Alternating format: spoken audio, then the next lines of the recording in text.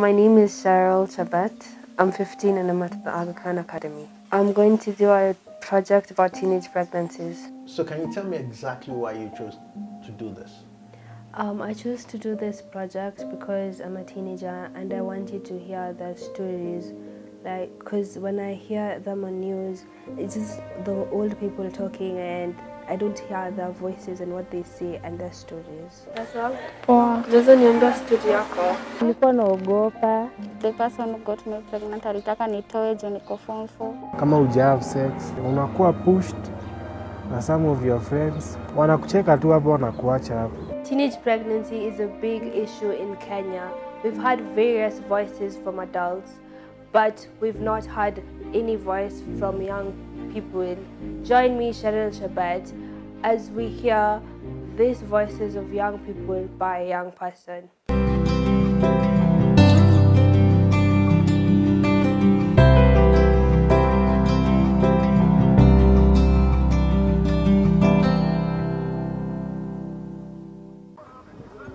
This is Kibra Slum in Nairobi. It's one of the world's largest informal settlements. I am here to meet girls my age whose girlhood has been cut short by motherhood. At the Polycom Center, a group of teenage girls and boys are attending a life skill session supported by UNFPA. All the girls in today's session are either mothers, already, or expectant.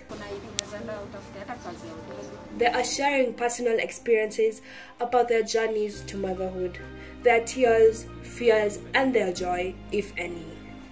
I got pregnant when I was 18, form 4. It was hard for me to accept that I was pregnant. Ikakuwa ngumu kuambia hadi wazazi. Venye nilikuwa na bao, niligundua niko na mimba. Ilibidi nisimamishe kusoma kwanza. Tujue mimi nilikuwa na problems mingi, home challenges. Yani ile unaona kama mtu anaweza kukusaidia. Hivyo so mimi nikadhania nimepata mtu wa ukweli. And Zawadi, not her real name, is 5 months pregnant. Her bulging stomach indicates the calling to motherhood, which the 15-year-old class 8 pupil says she isn't ready for. Aliniambia ati ukikunywa majani inaweza kukusaidia utoe. But ile nilijaribu nikajaribu pia nayo ilikataa. Zawadi's story is the same as that of many other girls who upon conceiving attempt to procure unsafe abortions in order to hide the shame and get rid of the responsibilities that come with being a parent. The lack of support from home is another reason Zawadi attempted to terminate the pregnancy. Ilikuwa stress. She, however, knows that many of those who try backstreet abortions never make it, a reality that made her change her mind. So nikaona it is like I'm taking myself kwa risk pia nikaachana nayo. The story of Zawadi is similar to that of Irene Imani, not her real name, only that Imani managed to terminate her pregnancy. Unaweza niambia story yako? Nilipata ball nikiwa class 8. Nilikuwa 15. Sasa mimi niliona tu nitoe. Like Zawadi, her parents did not want to hear any of it. She was even chased away from home, shunned for bringing shame to the family. Mom na dad ni mkali. Sasa nikasema tu ndafanya juu chini mpaka nitoe. The rejection from her parents and the reality of responsibilities ahead made her procure the abortion, which almost killed her. Sasa wenye alinifukuza home, nikaenda kwa boy, nikambembeleza tu, nikatoa. Sasa hizi ungependa kuambia nini wasichana umri yako? By the way, si poa vile kutoa ball. According to WHO, an estimated 3 million girls under 20 years sought unsafe abortion in 2008 in countries where abortion is illegal. Each year, 25 million women and girls around the world have unsafe abortion. Mary Akinyi, not her real name, is another girl from Kibra who got pregnant while still a teenager. Still getting used to motherhood, her mother helps her change her 3-week-old baby. The Form 4 student says that being pregnant while at school was the most difficult period in her life. The arrival of the baby just last month was another shocker As the first-time mother, like many teenage mothers, had no idea of what to do with the little one. Nilikuwa naogopa. Her mother has become her biggest support. Lakini wakati alijifungua mtoto hata kushika ni ngumu. Mtoto anapata kama ni kumchange. Ni mpaka mimi ndio nimsaidie kumchange. Kulala ndio lala na mtoto kwa kitanda. Unapata amelala amejisahau. Mimi ndio nichukue yule mtoto, nifanye nini? Nimpatie hata matiti, kumpatia. Nichukue ile matiti na nini kwa mtoto, kwa mdomo ya mtoto. On the other hand, we have Susan Adhiambo, a 31-year-old mother of 6 who will soon be a grandmother and is also expectant. Tafanya aje na imeshakuwa. Her teenage daughter is pregnant and currently living with her aunt in Kayole on the other side of Nairobi. This is because in her culture, it's a taboo for mothers to be pregnant at the same time with her daughter in the same household.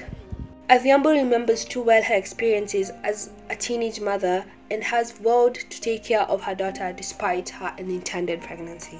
Mimi hawaku ni handle kama wazazi vile wanaweza handle mtoto amtulize nini. Mimi walinifukuza. Her being chased from home led to an early marriage.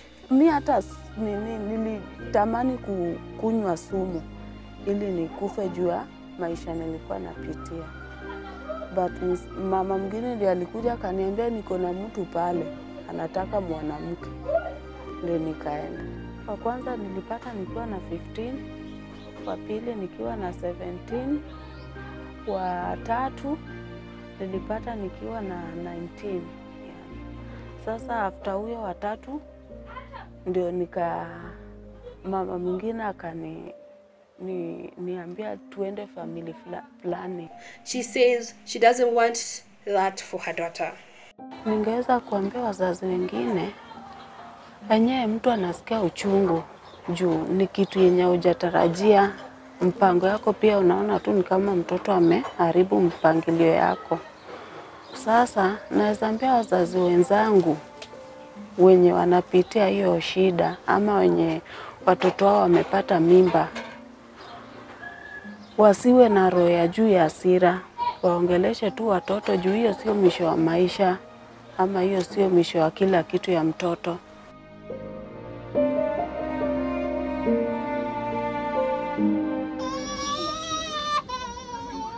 Another girl, 18-year-old Eve Margaret, not her real name, takes me to her home to meet her baby. It's a tiny house about 2 meters squared.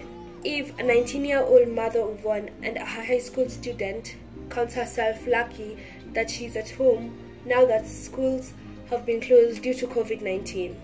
She has gotten time to bond with her 1-year-old baby, who is often taken care of by her sister. But it has been difficult to provide for her child.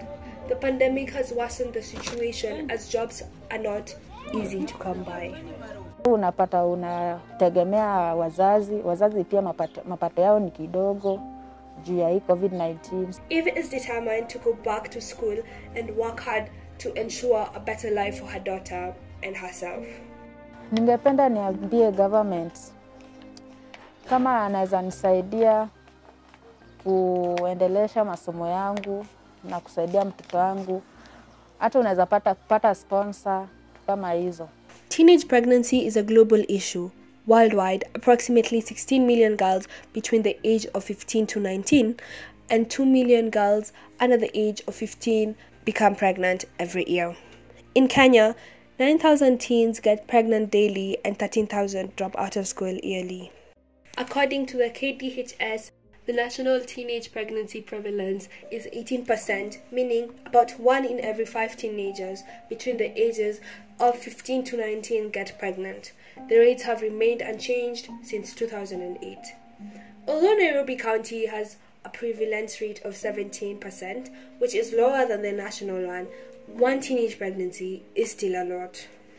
Nairobi's 2019 data shows that 24,113 adolescents between ages 15 to 19 carried a pregnancy, while those between 10 to 14 were 2,432. How do we allow people to go around impregnating young girls and we don't speak about it? Waambie tutagojea DNA alafu wewe ndio utachukua huyo mzigo. na utalipa. Na wewe chief wa area hiyo, wewe lazima utasema what were you doing when these children were being abused. There are arguments that school closures have exposed adolescents to greater risk of becoming abused and getting pregnant. And even a teenage boy can make you pregnant. Parents, on the other hand, have been faulted for not playing their roles on matters of sex education. Hii ujinga ya pregnancy inatoka wapi? What is it? Can we take our parenthood back? Can we take our parenthood back?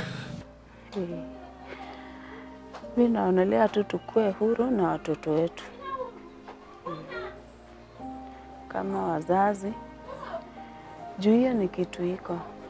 Tunaweza waambia ukishafikisha hata 13 years, ukimove na mwanaume unaweza pewa, anaweza kukupea mimba. Hadi mtoto wa primary bado anaweza peana mimba. Kashafikisha ako adolescent stage. Kila mtu anafaa wakanseliwe equally, kwa sababu si msichana ajipea mimba. Ni wafunze tu wote, kwa mtoto si inatekwa watu wawili na mtoto apatikane. So ukifunza msichana, basi lazima tufunze pia kijana. Restrictions on movement have also made it harder for girls to access contraceptives and family planning services, and mandatory curfews have trapped girls in homes with predatory family members and neighbors. Nimemwongesha kuhusu family planning na akaniambia ina shida. Kwa sababu najua sasa bado ni msichana na ataenda adanganywa na uko nje. Tena usitukie ndio hiyo ingine. According to KDHS, the drivers of teenage pregnancies are inadequate sexual information among adolescents with a knowledge level being about 50%, sexual and gender-based violence, with data showing that 7% of the girls ages 15 to 19 have experienced sexual violence compared to boys.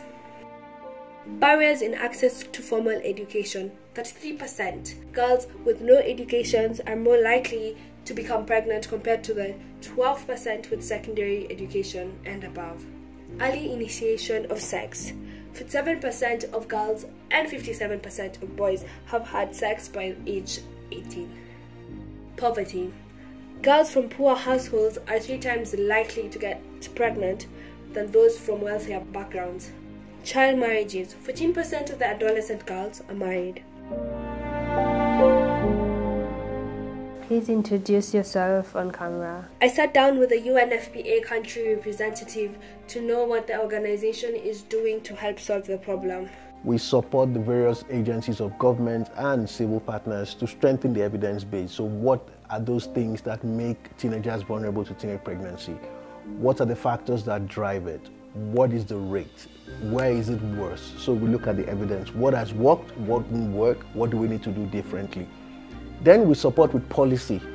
It means that we support places like the Ministry of Health and other relevant agencies with the kind of policies that they need to put in place for health sector and other sectors to respond to challenges such as teenage pregnancy, and then working with communities, particularly young people, to empower them themselves to be able to take the right decisions that will ensure they are not vulnerable to teenage pregnancy. So it's holistic.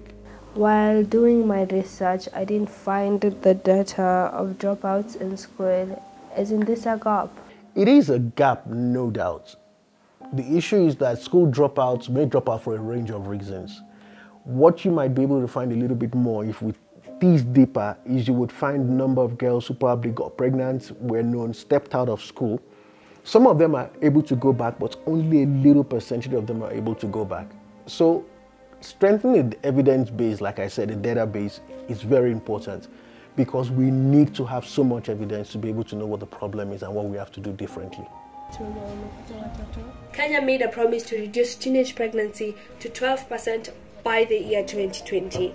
This is yet to be achieved, and it is clear that for the reduction to happen, then the national and county government, as well as other stakeholders, must make an effort to address the drivers of teenage pregnancies.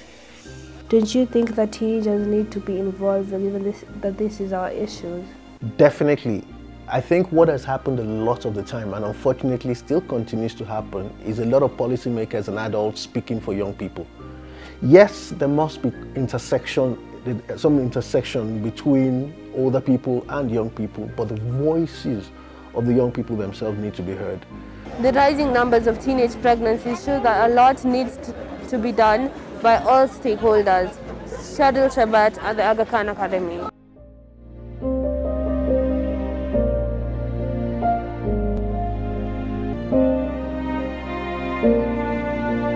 Thank you.